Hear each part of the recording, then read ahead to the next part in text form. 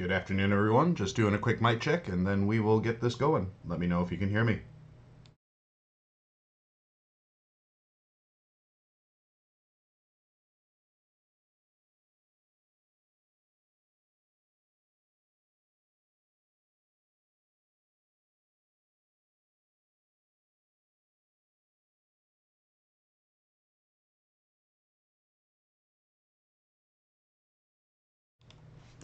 Good afternoon, everyone. Welcome to another casual stroll through Lord of the Rings Online. My name is Matt Elliott. I go by Scenario on the message boards, and I'm a senior world designer that works on Lord of the Rings and have been doing that for a long time now.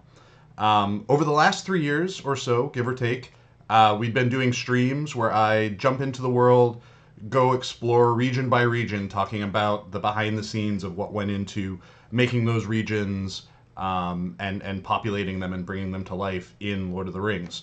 And as of the last stream, I ran out of regions. So going forward for a little bit, we're going to be leaning more into themes for these streams, with the first theme being the Roads of Middle Earth. We're actually going to do a few Roads of Middle Earth streams. The first one, we are going west to east. We're starting here in Erid, Luen, and we're going to be working our way all the way to Ironfold in the far, far east. I think that is our furthest east currently. So that is the plan for us going forward.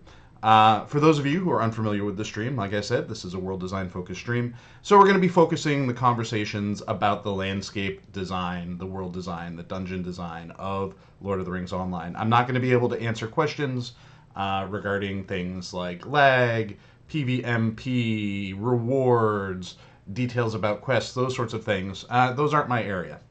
I also tend to talk a lot, so if it's been a little while before you've seen me have a drink, let me know and I'll have a sip of water. So with that in mind, why don't we get this stream going? Manadler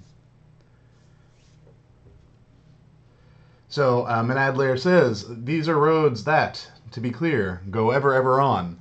One of the songs that I've actually I've wanted to learn that as a bedtime lullaby for my kid. I haven't gotten around to it yet, but I'm getting a little tired of singing songs from Frozen, so that seemed like it might be a good song to pick up. So let's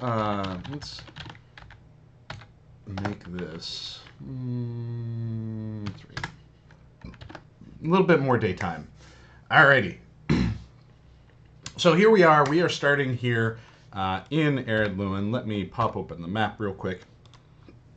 So our goal today, as you can see here, Erid, Luen is here, and we're going to try to run our way all the way over here into the Iron Hills and ending in Yarnfast. We might there might be a couple of decision points along the ways.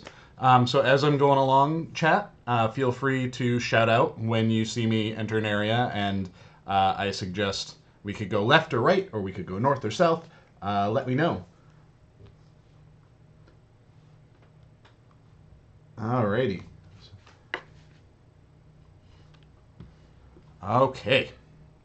So let's get going. I'm also going to try to run it on just normal mount speed.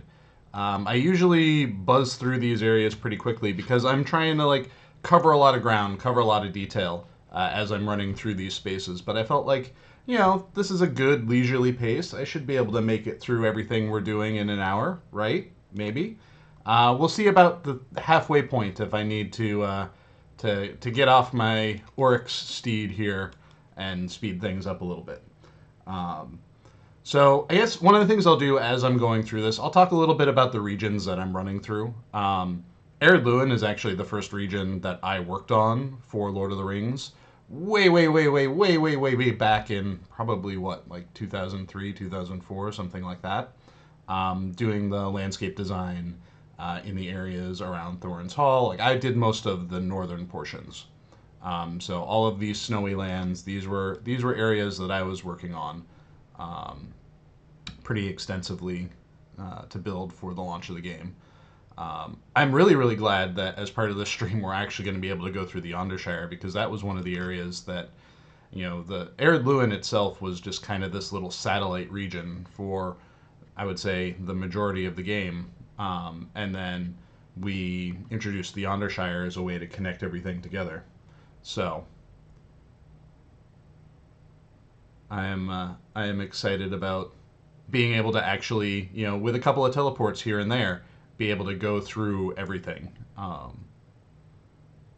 One of the things that, looking at these cliffs and whatnot, was our attempt at, showing kind of a beveled edge on landscape terrain painting. Make it look like the snow had a little bit of shadow underneath it, which I think at the time, 20 years ago, it looked really cool, and I think it did the job really, really well.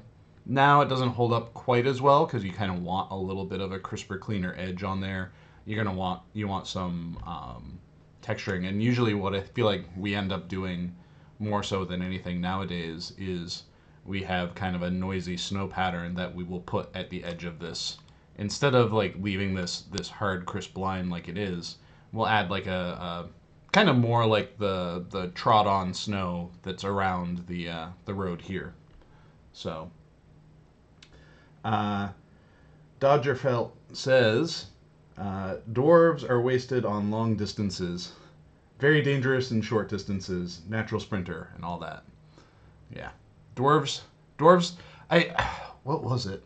I think it was at the PAX meetup. I was talking with one of the players there, and we were just talking about the kinds of characters we play, and one of the things I had brought up was that I often gravitate, for a while anyways, was gravitating towards hobbits, in part because I always felt like I was running faster when I was playing as a hobbit. Felt like I was always sprinting. All right, we are now in Gondamon. I did not do too much work in this area, though. I remember when we were first starting to build up Gondamon and how, it kind of represented a different sort of, I guess, keep for dwarves than I think any of us were really originally expecting to build for the region. I think Gondamon is a very exterior space. Like it is not a dwelling built into the is not a dwelling built into the hills. And I think a lot of people, when they think dwarves, they kind of classically think, oh, hey, like that is what they are. But I think it's interesting to move characters like that into kind of different spaces, move them out of their, supposed comfort zones, right? Like, it's nice to be able to have dwarf spaces that aren't always connected to a cave interior of some sort, because, they've got to live in the world too, and you're not always going to be able to do what you need to do if you're just in a cave all the time. So, all right, we can see off into the distance the mountains flanking around Evendim. The Yondershire's in the distance here as well. We're crossing into, or we will be briefly crossing into, the Elflands as well. I think when we were building this, we really wanted to make sure that there was a strong and stark contrast between the Dwarflands up in the north, the Elflands in the south, and then kind of a more rugged and, I don't know, like, abandoned isn't the right word, but a more rugged and wild space kind of in between the both of them. We usually were aiming for, when we were originally building regions, having, I think 4 or 5 biomes per region. Ways that as you're exploring, you can kind of find distinct landscape character in each of those areas, so you're progressing through. And I think part of the problem with that is we were pretty heavy-handed in those transitions. And I think that speaks a lot to kind of the more... Here, let's take a quick look down here. This is a pretty view. Kind of speaks a little bit more to the more theme park-ish methods of how we would build the game previously. I think that was how MMOs were being built then, And now as we build out regions, I think our transitions between zones, we try to be a little bit more thoughtful, at least within regions. Like if there's a biome that is existing within a region, we try to make it feel a little bit more like it is a natural part of that region's experience. Uh, Armalest says, like the bird flock effect, it's very nice. That is one of our, I would say, like workhorse effects objects. It is something that we would often position it as you're like running down a road like this, and you turn a corner, and then you get the birds flying up from the trees in the distance, and it's something that I think for such a little effect does a great job of making the region, making the space feel a little bit more alive, because you still see, you see the animals and whatnot all around you here, but it's a little bit different when you see something off in the horizon. Um, so here we are in the Yondershire, transitioning from Erid Luen into the Yondershire. Um, Regarding that bird effect too, that is internally, and now I guess forever externally now will be called, when I mention it, we affectionately call it the bird cannon. Um, Whenever it just fires them away, fires off the birds. um, so with the Yondershire, this whole area was previously inaccessible up until a couple of years ago. We wanted to, in order to celebrate the anniversary for Lotro, I think it was the 15th anniversary, we wanted to, as our present to the players, basically close the gap, because, Erid Luen had for such a long time been off on its own, and there was, in order to get to it from anywhere else in Eriador, you had to teleport into it.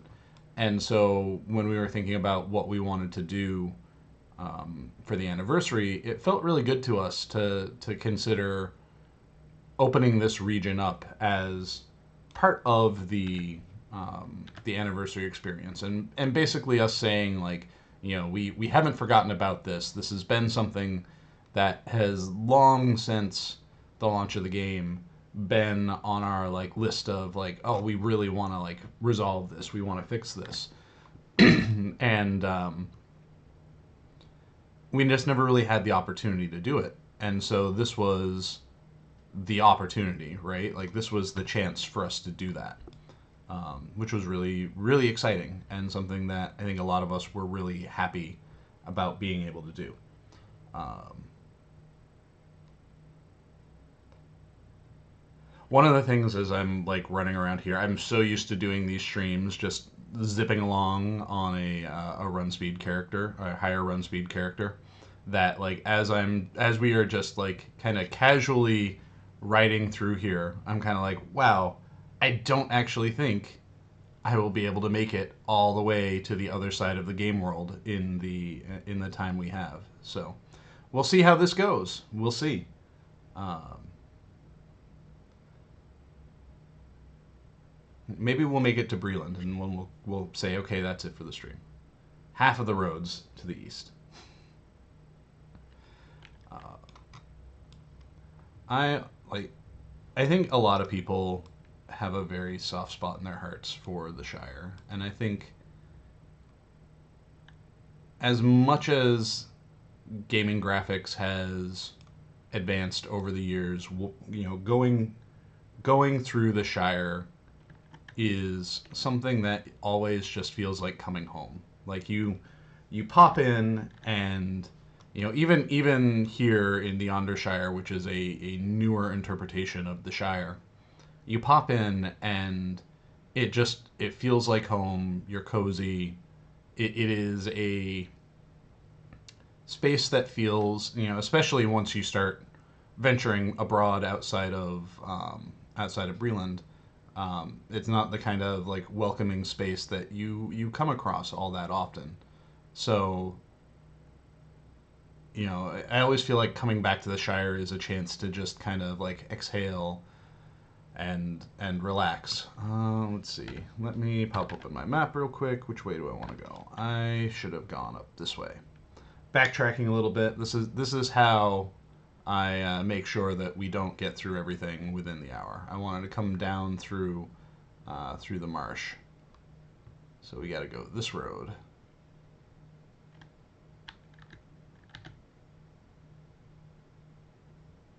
Alrighty. Don't mind all of my hitches. I'm currently on a local dev build, so it is hitching and stuttering every so often as I load in new things because it's loading more data than your clients usually get to experience. So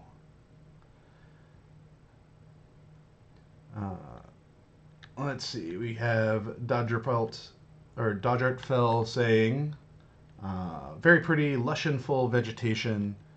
Got to get up and check out that zone. It's definitely worth checking out. I think, too, it being a lower level zone makes it easier to kind of get into quickly. So that's always a plus as well. Manathlair says, question, who wrote the NPC dialogue for the Shire originally? Not quest dialogue, just things said by randoms that you overhear in passing, like the Hobbit lass who doesn't know whether or not to wear a green dress or the blue dress. I think that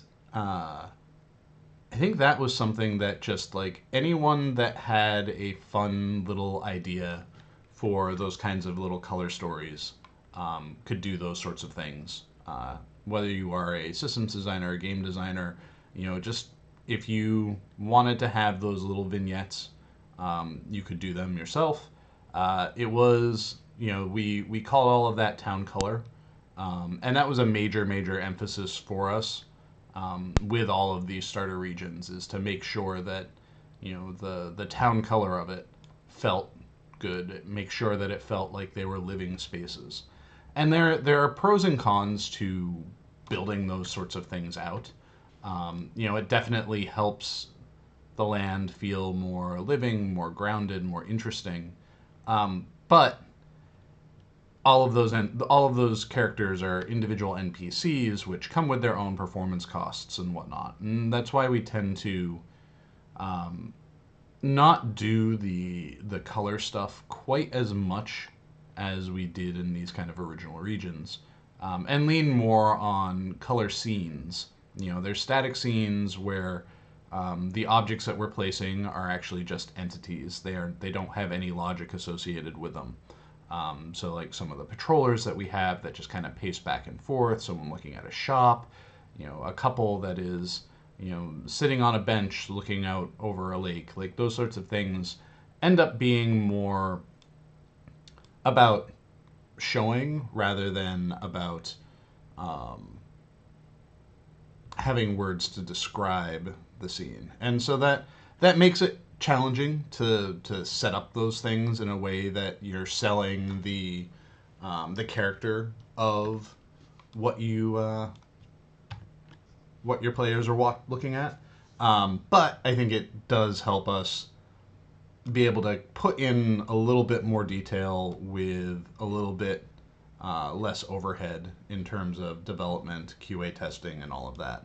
Because all of those characters, too, would then need, like, oh, okay, we need to make sure that we're testing to make sure all of the things that they're saying are grammatically correct, and then make sure those get localized. And, if the NPC bugs out, like, we don't want it to bug out too badly, those sorts of things. So, like I said, we tend to lean more into little vignette-style things with no dialogue nowadays than with the dialogue.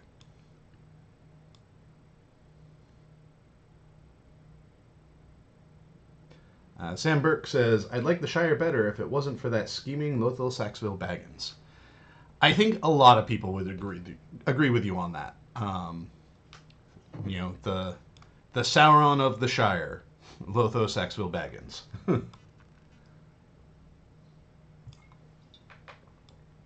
So the Shire is another area that I did a lot of extensive work on originally.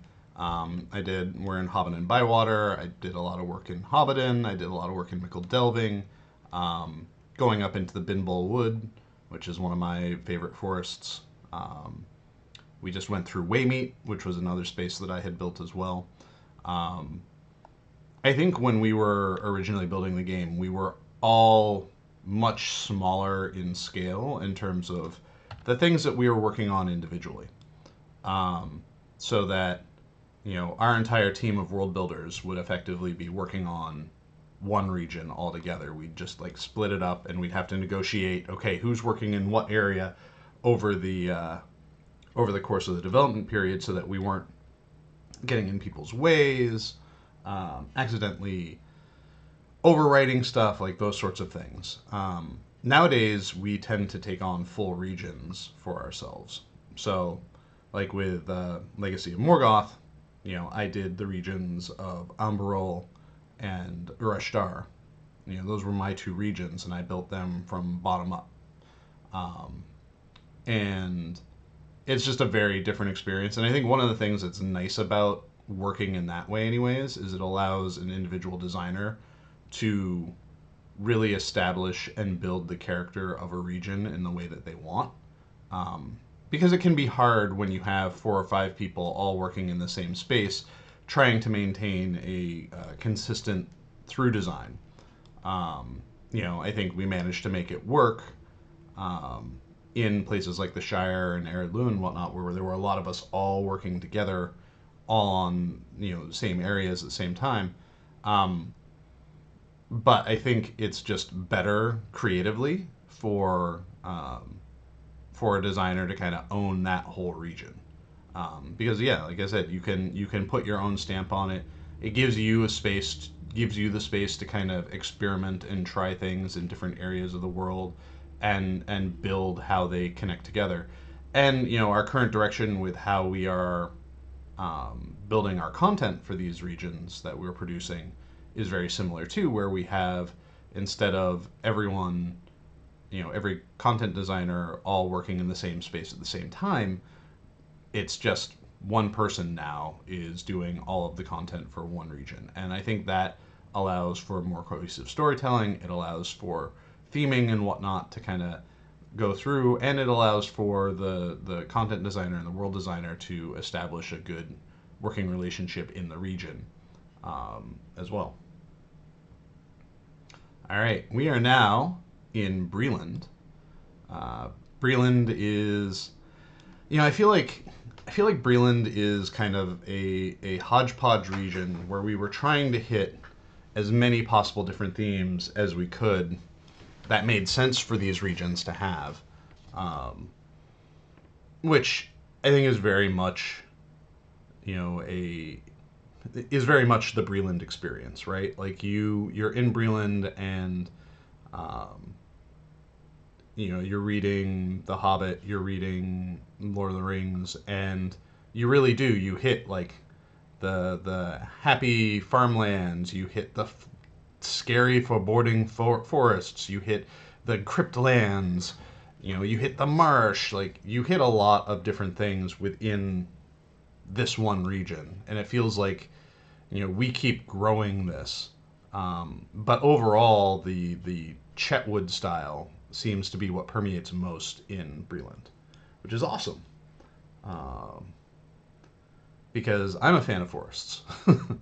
I feel like the Chetwood in general, and then the Old Forest were the start of how we really learned how to build things, and prepared us for getting to places like Fangorn and Mirkwood, um, and just allowed us the time to experiment. Old Forest had its share of trials and tribulations. So, oh, there's the bird cannon.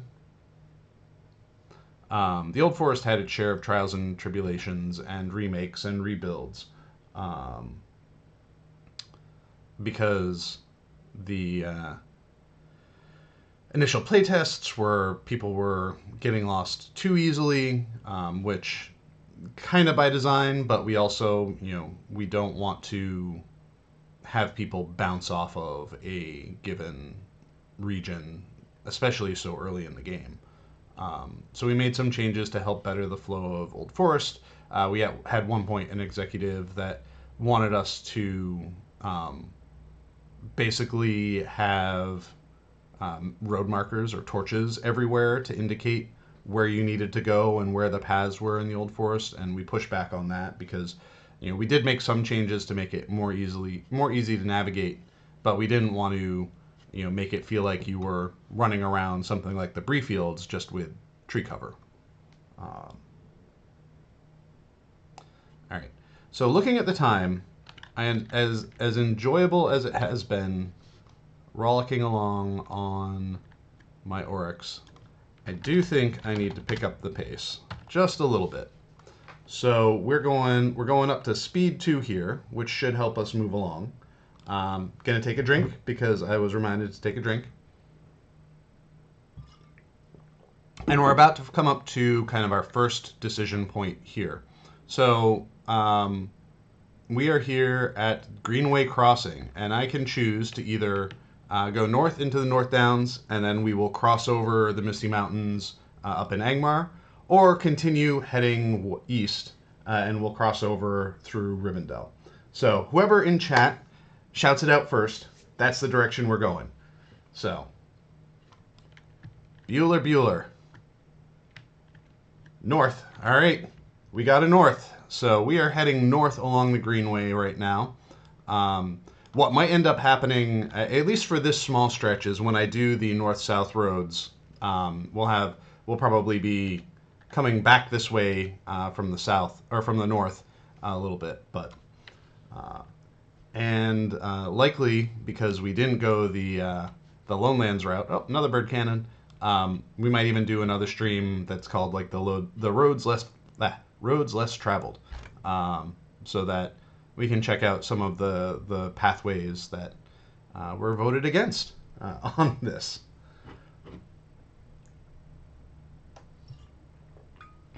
Greenfields wasn't the Bree-fields was another like collaborative effort from 4 or 5 of us all working kind of in the same spaces.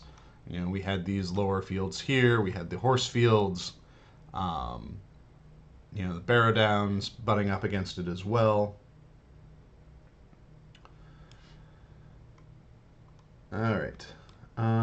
Watch out for large rocks along the way. I don't think there are any more large rocks. I think I got all of them, but I could buy one from the store and drop one down if we really wanted to. Tubmang says, why did you swap over to the satellite maps? I love the old Bree maps. So there's definitely a charm to the original style of maps. They look more like hand-drawn maps, which is very suitable for the environment that we're playing in. But for a couple of reasons, we switched over to the more satellite-based maps. One, over time, it's harder and harder to make those maps, those old-style maps, like actually useful. We can put some landmarking on them here or there, but at the end of the day, like if we make changes to things, it's a lot more art intensive to say like, oh, hey, this landmark that we had in this location originally, we had to move it, or we added new ones.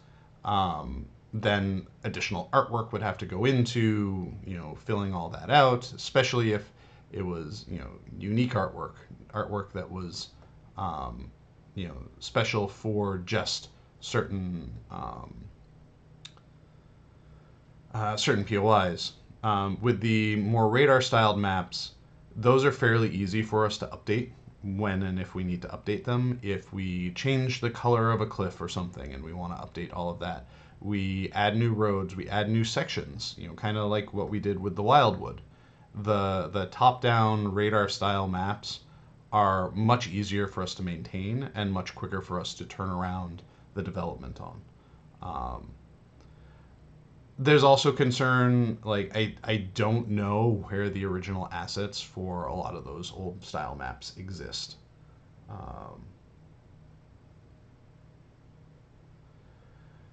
Hirok says, in the Shigana maps, there still needs to be new enemy camps like the one like Dunshuma.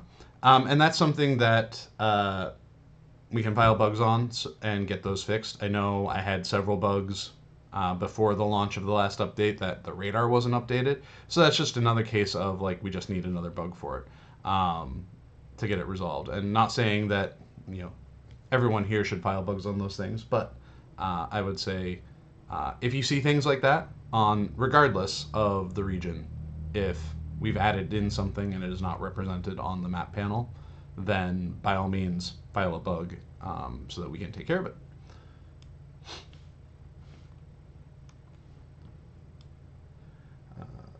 Sam Burke says, "I like the old Rohan maps because they looked a lot like the Asterix comics." And then see, I think too, talking about maps, the Rohan maps represented a difference in style, right? Like we had a different art director and different art team that had kind of come in at that point, and they approached those maps with a different style. And so that's where I want to go this way. That's where those trickinesses can come in as well. We have different artists, different styles, so then you get inconsistent style between, these maps and those maps. And the radar maps, there isn't really necessarily a artistic style that's associated with them because they are meant to better represent the radar images themselves. So it's easy for art teams, when art teams change, to reproduce that style than it is to do the kind of more painterly or hand-drawn map style. Let's see. Hirok says, "Were Cardalon and Swanfleet created based on the Greenway?" I'm not sure, or was the Greenway an afterthought in those zones? Okay, so the Greenway is a road in lore that goes down that way, continues on through Enedwaith and Dunland, and eventually to Isengard and to Rohan. So that is canon. And the exact path that Greenway follows, that road follows, varies based off of what maps you're looking at, because those are also all interpretations. So we kind of looked at what maps we had, what we had for landscape, where we kind of teased the Greenway coming in, because originally in Enedwaith there was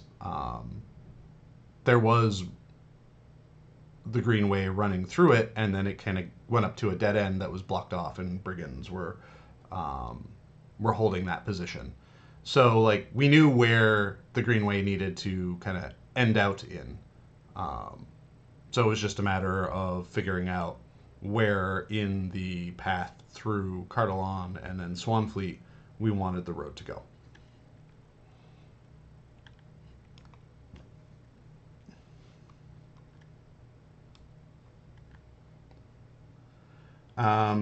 So yeah, Tupbang says, "That makes a lot of sense, but after playing with the satellite maps so long, I almost forgot the Far Chetwood existed." I think one of the challenges with the satellite maps are heavily forested areas, more so forested areas with a all-covering canopy. And I've tried to think about ways that we could go about taking care of that issue. The canopy does a pretty effective job of obscuring your ability to see anything, and so that is one of the drawbacks to it. I have some ideas on how to address that, but those are like, here's a lot of work that we would have to do to change how we author our trees in order to make them work better with things like the canopies.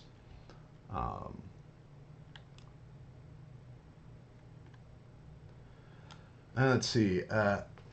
Ectodrohan, and again, I apologize if I pronounce anyone's names incorrectly in chat, asks, "You mentioned a while ago decorations. Could you make us some fruit-laden trees, please? Apple, pear, cherry, plum, etc." I think we have some apple trees for decorations. Icarbon introduced orange trees for us, so we do have some citrus trees available as well. So it's a matter of time. We don't have any like cherry trees, pear trees, plum trees, etc.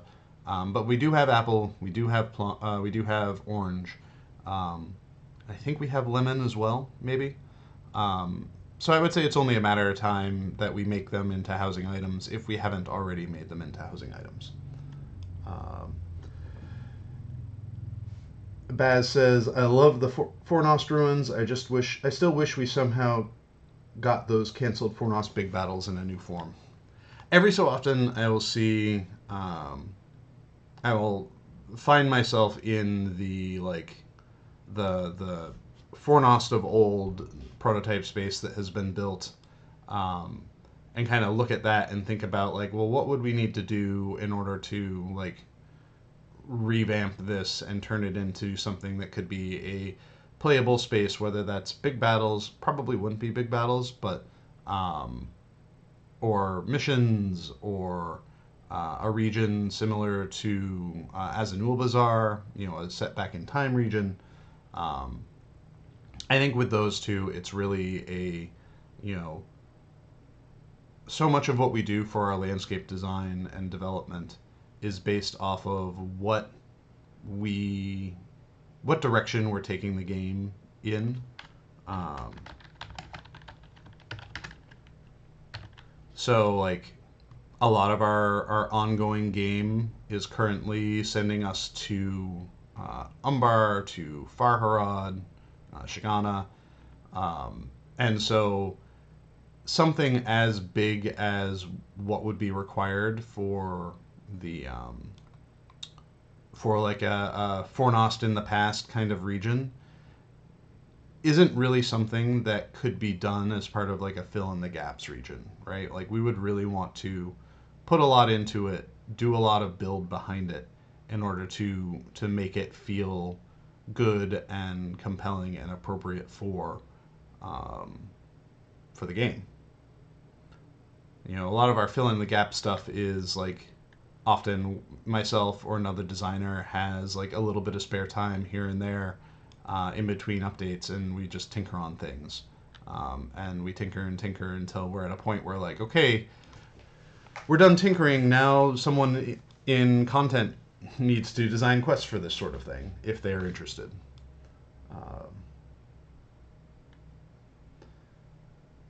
Riri Freak says, "Are there any blocked, unfinished paths like the former Greenway Brigade blockade you would love to see become passable?" Well, I think the big one that a lot of people would be excited to see is the South Barthing, right? Like we've got Sarnford and Mickle Delving connected by a teleport right now, but I know that is an area that a lot of people are excited to kind of see built. Um, Often I see people talking about the Iron Pass, the region in between Foreshell and Angmar as another space, and just in general, like more Misty Mountain kind of stuff is something that often people bring up as well. So like there are no shortages of those places that we could break into, expand into. We have a road I think in Ironfold, um, in the Iron Hills, that goes north, kind of intending to connect to some portion of the Withered Heath and the regions up and around behind Erebor.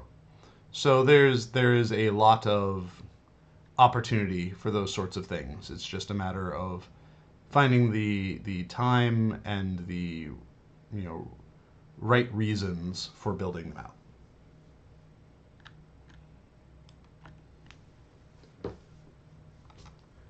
Let's see.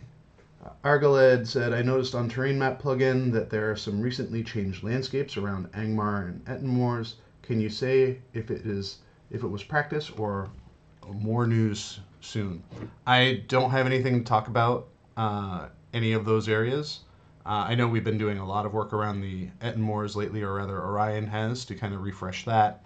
I know that's not what you're talking about, and I'm not gonna say anything more.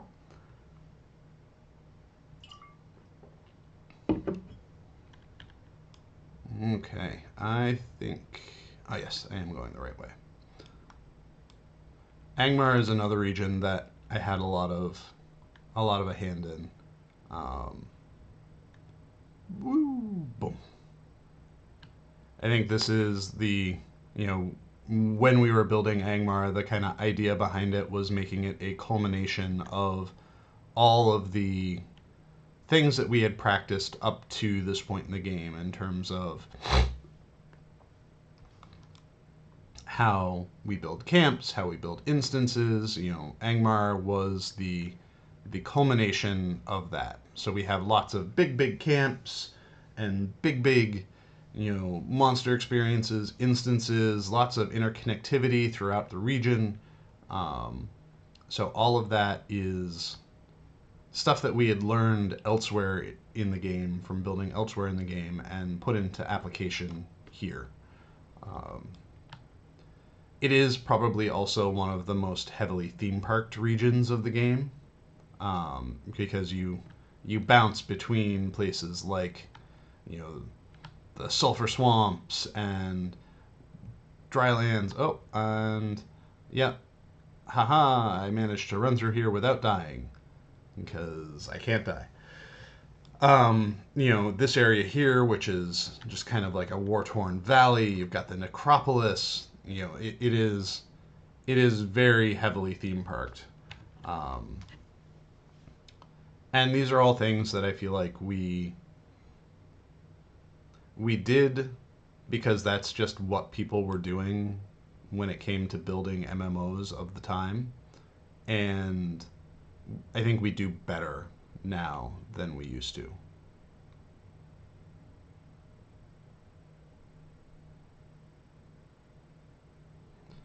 All right, we're in Malinhad. We're about halfway there at this point, and we've got about 20 minutes left to go. So hopefully running a little bit faster will get us to our end goal. I might go over a little bit. I don't know that there's anyone following me up at 3. So if I go over a little bit, it might be okay. Um, I want to go. Yeah, we'll dip down here into the necropolis in order to reconnect with the roads. This is another area that I had built and spent a lot of time on, and it is an area that I feel like there was no end of headache in building the space when it came to performance. Um, in part because a lot of these crypt assets I think were built a bit too heavy, too complex in terms of texture usage and whatnot, and it took us some time to kind of massage them down to a point where they were, you know, they weren't going to be problematic. All right, so there is no real road to get to where we need to go next. So I'm just going to off-road it a little bit, see if I can find any paths to follow. Um,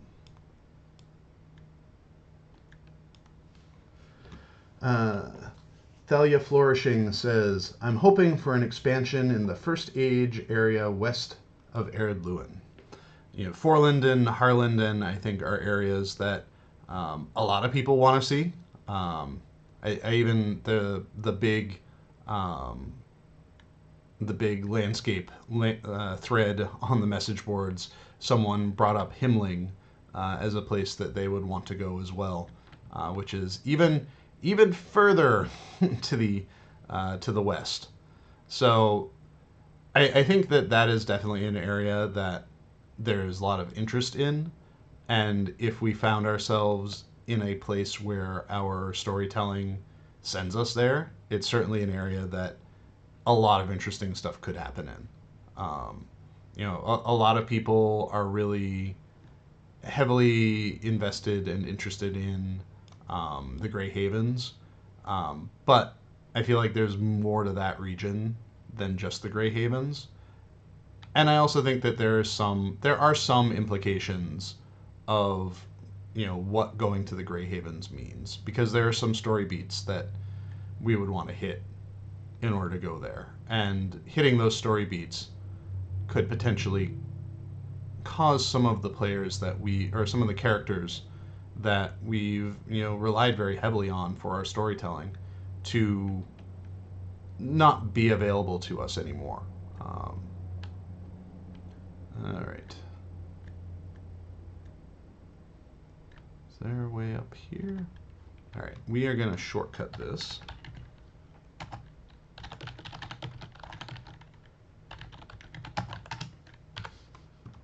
With my magic acorn. This sort of design here is something that I really don't really want to ever do again. Lots of confusing impassability everywhere makes it just so hard to, get to where you want to go. Yeah, I think this is right. This is very similar to how the Trollshaws was built, right? There's lots of one ways down, but no ways up, and it just takes a lot of time and effort to get there, and it's exhausting as far as making the way through.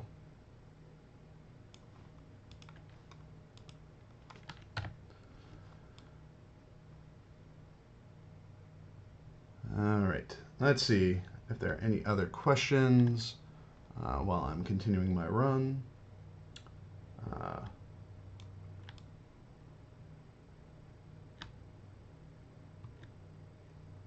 Alrighty, we are about to cross over the Misty Mountains. And we find ourselves now up in Carbronach. I really enjoyed building this region. This is one of my favorite recent regions to build, just because it is a very steep region in terms of the verticality of it, and built very much in a way that is meant to evoke Misty Mountains without some of the challenges that the Misty Mountains had. I think whenever we go to build a region that is evocative of, and meant to be intentionally evocative of, a region we built before, we always try to kind of rethink, like, okay, what's the different spin we can put on this that is both going to make it a more successful region than what we built before, but also still make it feel like it is something familiar that you can kind of look at and understand. And this was also one of our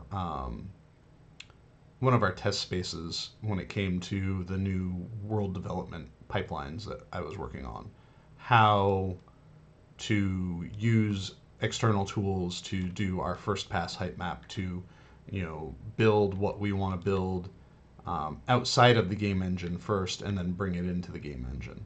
And I think we have a pretty successful process for this, and I feel like these mountains feel really good. There are some spots where there's like a little bit more spike where there should be, and some of that is more the fault of how our distant landscape degrades than the process itself. But it's all just like stuff that we're learning, stuff that we're figuring out.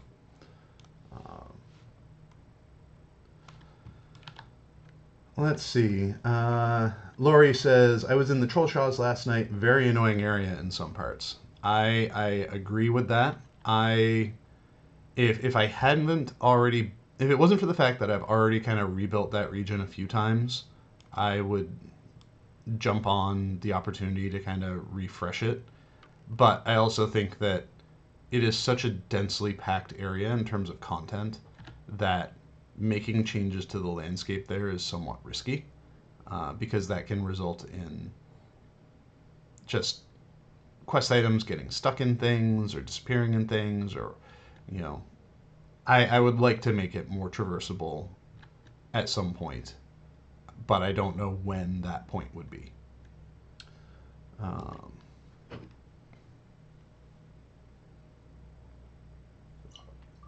All right, we are working our way up these very, very steep mountains, but what a view. I think when I was working on this area, I would regularly park myself at the far end of that valley just to watch sunsets, because watching the sunsets over that valley was a lot of fun. Thalo Forishing says, do you find it becoming more or less difficult to stay true to the Tolkien IP as you look further and further afield for new Middle-earth content to make? I think we have a lot of very creative people and there's no shortage of creativity on our team. I think where the challenge is the further afield we get from the core flow of Middle Earth, of Lord of the Rings, of The Hobbit, the further away we get, the less material there is for us to be inspired by, to work from.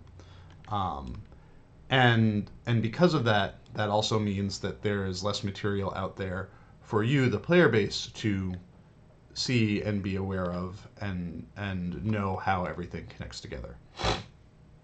And so I think one of the issues that we're going to run into, whether it is continuing in the Shigana direction that we're continuing in, or when we are done with our work in that space and moving into other ones, is making sure that regardless of where we're going, we make sure there are characters and stories and locations that people can look at and be excited about.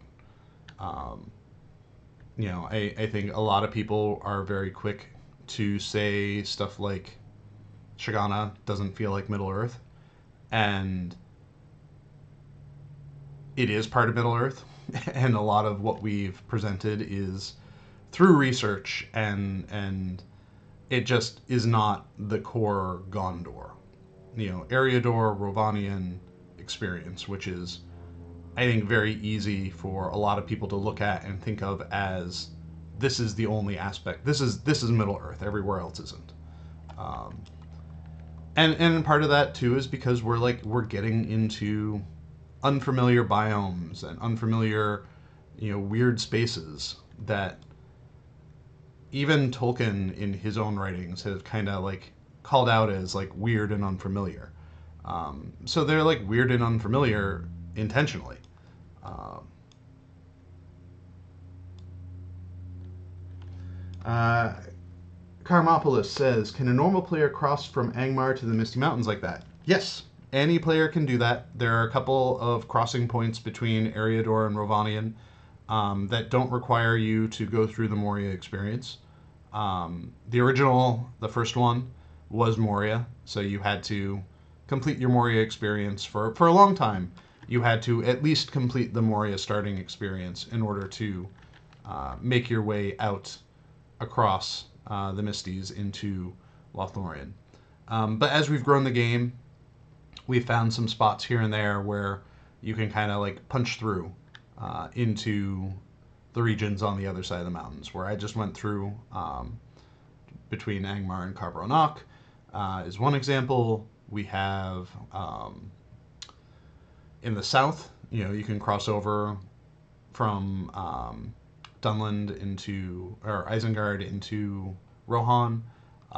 In the Misty Mountains, there's a pass that will take you into the Vales of Anduin. And there's also another pass that is a one-way pass that will take you from the Gladdenmere, which is in the southern portions of the Vales of Anduin, over into Eregion at the top of the avalanche snowfall that prevented the Fellowship from crossing over in the Misty Mountains at that point. So there are a number of spots where you can do that. Will your character survive the experience popping out on the other side? That depends on their level. The lower level you are in a region, the more aggressive enemies are towards you when you enter into those spaces. So, let's see.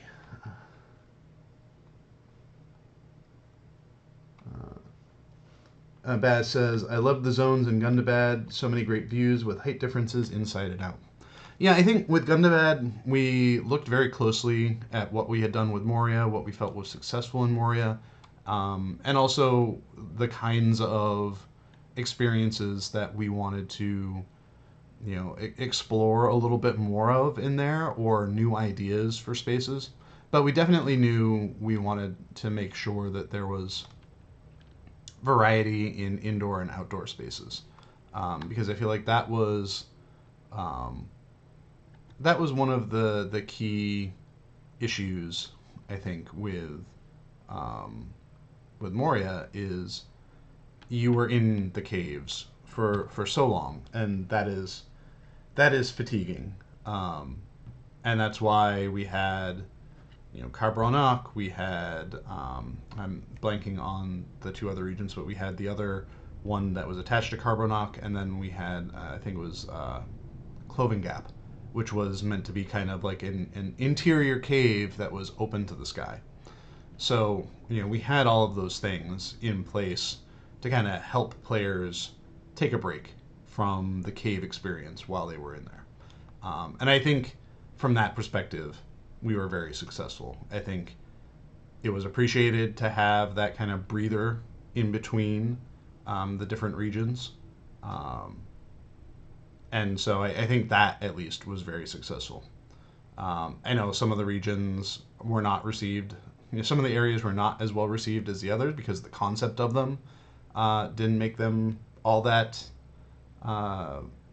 navigatable, which I'm a little sad about because I was like really excited for some of them, and I think part of the problem we ran into is like our map and radar system just were not up to the task of helping a player navigate that. If the map and radar system were a bit better, then I think the regions in Gondabad that people found challenging from a navigation standpoint would have been more useful or more enjoyable. All right.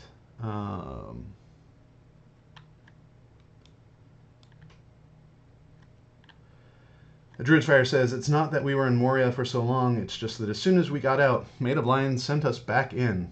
Darn that Maid of Lions.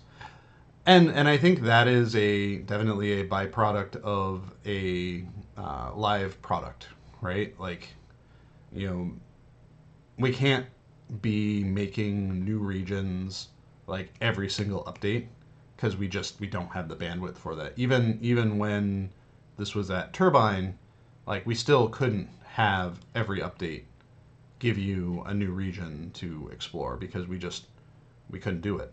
Like there weren't enough people, not enough time in the day to do that.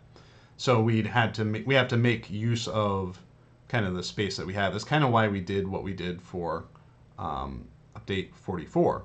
We kind of went back into the areas that we've been in before, some that we didn't really utilize as heavily as we would have liked to with the launch of Legacy of Morgoth, and that gave us a little bit of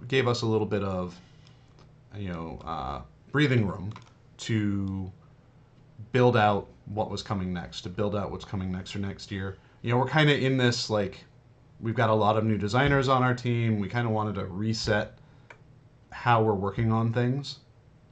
And so like this whole year is kind of about resetting and kind of reestablishing cadences with our new, reformed team.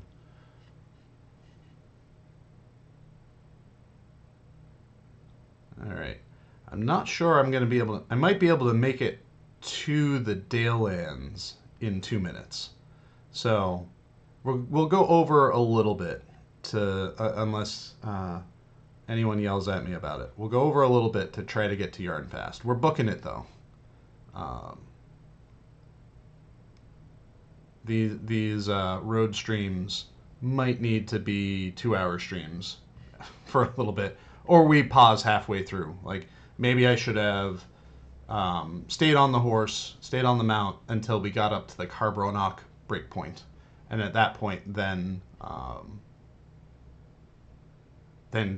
said, okay, we'll be back next time to continue on with that. So that might be the right approach to take.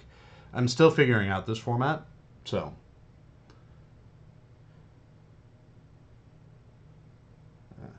Guarinda says, Moria equal Hotel California. Check out anytime you like, but you can never leave. And appropriately corrected to, you cannot get out.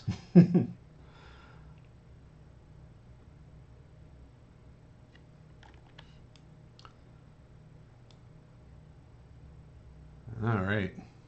This was a fun, I did not build this region. This region was where dragons dwell update. So we introduced Ironfold or the Iron Hills, and the Grey Mountains, Erid Mithrin, as part of one update. And we had one designer working on the Iron Hills, we had one designer working on this, and then I built all of the instances associated. And it was my first time back working on Lotro in, I think, like 5 years. So it was kind of nice to be able to like get back and do some landscape stuff, but nothing so intense as a whole region. The instances in this region were a lot of fun to build, especially trying to think about using the dwarf assets in ways that we hadn't really used them before.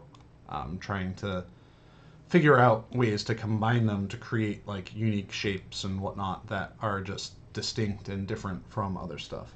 And I feel like that's a lot of times when we reuse assets, that's one of the things that we think about a lot now is, okay, we're reusing this asset.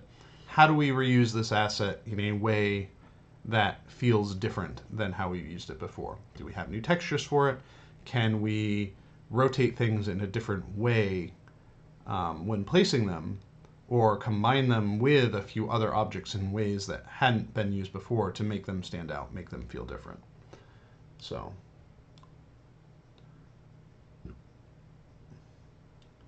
Baz says, horse and breakpoints sounds better to me. A bit more time to go over things you see. And then perhaps that's what we'll do for the north-south road, is I'll break that up over a couple streams. By the time, I'm trying to think like where we're at as far as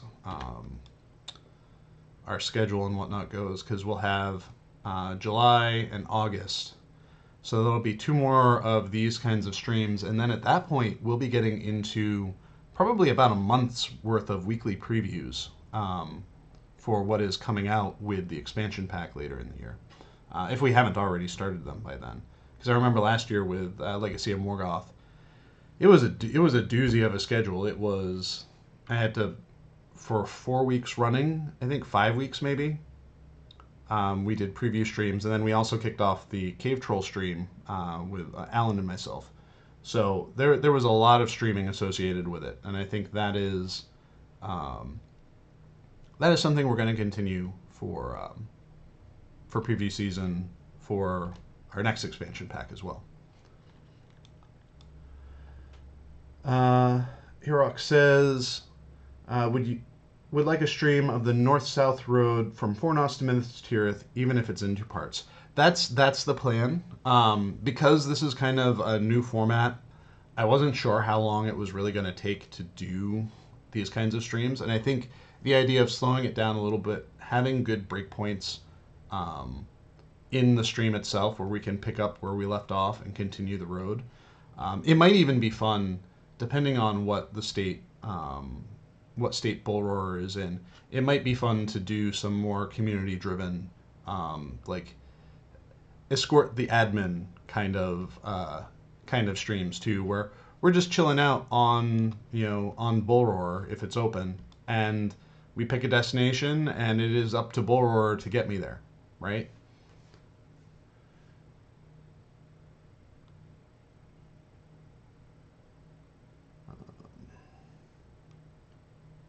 So someone had asked about coding and who does coding in our game. Depends on what aspects of it are being touched. There are some things that designers can dabble in with code review, and there are other things that in general it's better to just leave up to our engineers proper.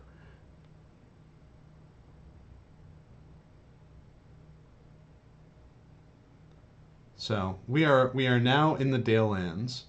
It's a very kind of soothing exchange over from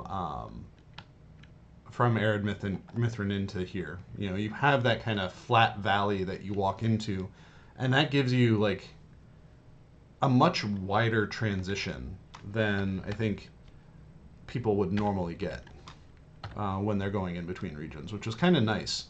That valley was originally built not to encompass an access point into Erid Mithrin, but more so in order to allow for the views for Durin's Day, right?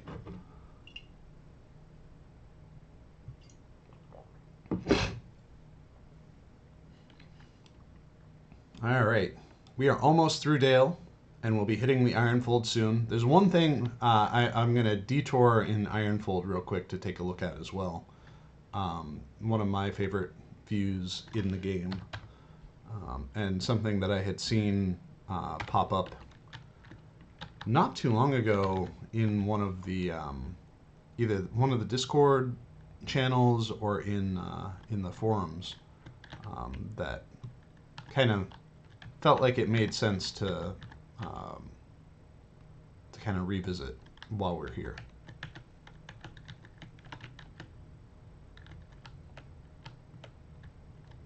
I love the up and down feeling of this town.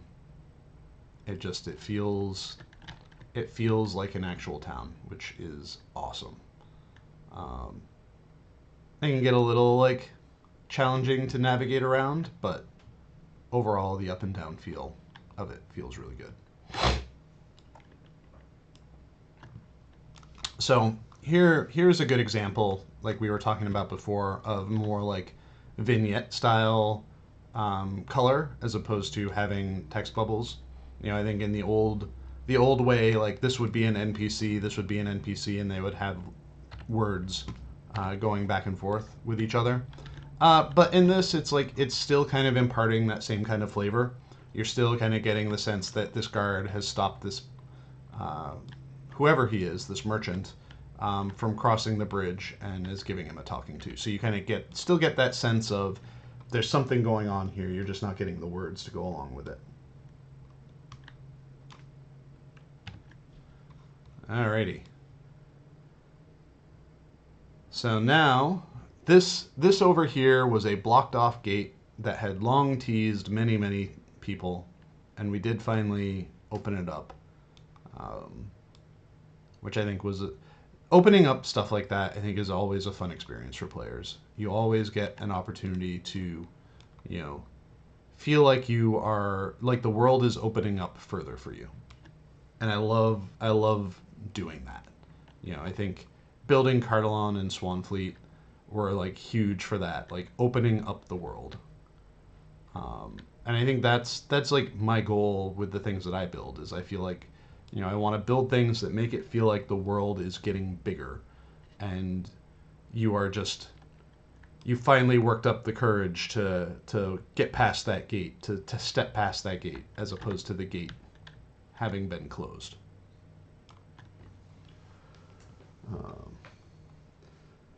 All right, we'll hang here for 1 second, catch a few more questions. So let's see. Druid's Fire says, I remember so long ago when Corey wistfully wished that he could visit the Lonely Mountain when we took him through the Bells of Dale instance, and then years later he could, and it was so satisfying. And yeah, well, I think some of that too, that satisfaction of exploration is one of the big components for Lotro. And it is actually something that we're going to talk a little bit about next week in our Cave Troll stream, is gaming as a journey. You know, and so much of Lotro is about exploring and seeing what is beyond that next hill. And I think that it's something that, you know, even if you are not a explorer type personality, when you play Lotro, you kind of get into it a little bit, right? Like, I know it's not everyone's bit, but sometimes like you just find yourself getting caught up in that moment of exploration. So yeah, this is where I wanted to stop real quick to just look out over Skuld's drop. This came up, now that I'm thinking about it, I think someone had posted an image of it on the Discord. And it was just like really, like this vista, while it still, you can kind of see its age, it still holds up, and it just this feels like exciting unexplored land to get to, right? And once we ever actually start heading further to the east, like that is going to be kind of one of those big like exploration moments for players, right? Like they can finally get past Scalds drop without being rescued by rangers and brought back to a rally point.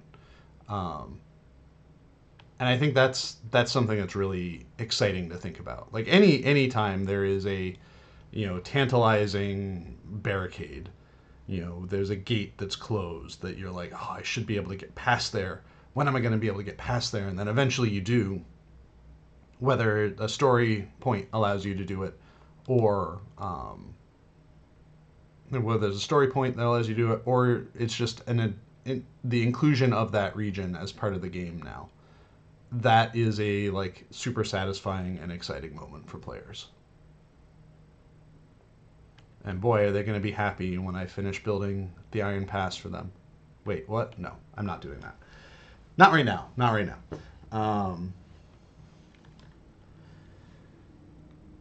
Alrighty. We are closing in the Dynlick up there in the distance. This was a fun POI that one of our artists was doing. I think it's not often that we get to do big sculptures like that outside of Gondor. Like Gondor seemed to be very much just like, here are all of the big sculptures everywhere, and towering statues, towering sculptures, and a lot of other places and cultures don't have that. So you get these occasional opportunities to do something like that, and the artists will happily jump on it because it's something different and fun.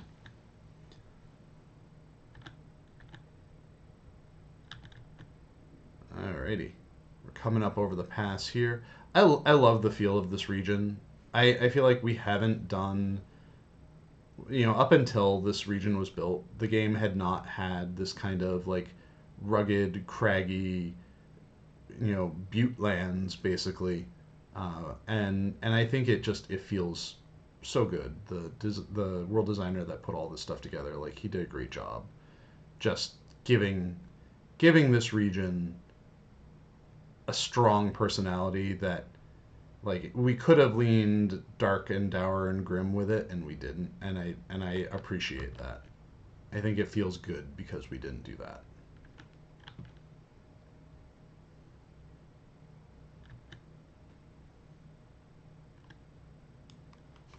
Drew's Fair says, the gate in Andrath, the gate in Enedwaith, so exciting to finally get past them, except if you're lower level and coming in from Swanfleet. Yeah, I mean, I think Swanfleet was a experiment in how much we could push level disparity between adjacent regions. I think the important thing with Enedwaith and Swanfleet and Eregion and Swanfleet was making sure that there was a distinct boundary line. There was this line where, like, once you cross over this line, that is a very visible line, that it's going to be different. So yeah, it's something to experiment, that we experimented with, and I think we want to be like cautious about whenever we do something like that. I think one of the benefits in the Swanfleet Eregion boundary is that there's not a ton of stuff that far north and east in Swanfleet, so players aren't going to be as likely to accidentally stumble into it. So here we go. We have arrived. We've reached our destination. We've landed at Yarnfast. This was our goal. We're only over by 15 minutes, so thank you all for indulging in this experiment. But we made it. We made it from the... Let's bring up the map. We made it from Erid Luen all the way over here, all the way over to the Iron Hills and Yarnfast here in the east. So this was a long travel that probably would have run at least 2 more hours if I hadn't sped things up a bit. But thank you everyone for coming along the ride, for hanging out, answering questions, or asking questions and getting questions answered. Next stream that we do, we're going to do the north-south road. So we'll start up in Foreshell and start working our way south. What I'll probably aim to do is start in Foreshell and shoot for somewhere in Dunland or maybe Isengard to be the cutoff point for that stream. and then we'll pick it up at that spot again for the following one. So thank you again, everyone, for hanging out. Next week, we have a Cave Troll stream on Thursday, in which Orion and I are going to be talking about games as a journey, which is kind of fitting, considering we just journeyed across Middle-earth. So thank you, everyone. I hope you have a great week, and we will see you all next week. Have a good one.